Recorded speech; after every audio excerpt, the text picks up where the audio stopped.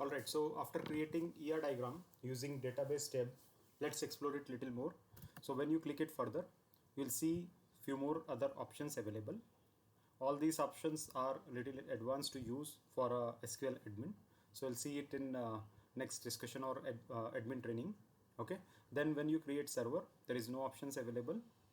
Then configure, scripting, and help. So if you want to have any help or seek any help about MySQL Workbench, so you can click this option, and ample of documentation and blocks and help is available on it. Okay, so you can browse through it. Also, you can see some more icons here at this side. So here you can see this one, which is used to run the SQL query. So any SQL query that you have written, if you want to run it, just you need to click it. So it is going to run the SQL query and going to show its output. Okay. Similarly, if you want to explain the statement, query statement, so you can just click here. It is going to explain about the query that you have run. Okay. Then if you want to stop the query, you can click this. Okay.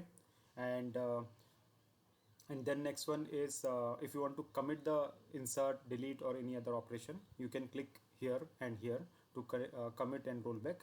Okay. Then this option is something we have already checked, like it controls the number of rows to be shown in this panel. Okay. And then we have if we have query written in this format, but if you want to index this query, indent this query and beautify it, so you can just click this option and it is going to beautify the query. Let's see how it does it. So just click it and it is going to beautifully write the statement separately so that it is easy to understand format. Alright, so these are some of the navigations that we have to see in MySQL Workbench. So guys, in this entire tutorial, we have seen and understand that how to apply and how to execute various operations on MySQL database without even writing a single query. Alright, so that is what all I need to explain in MySQL Workbench. Now in the upcoming discussions, we are going to discuss about SQL queries. Alright, so thank you and have a good day.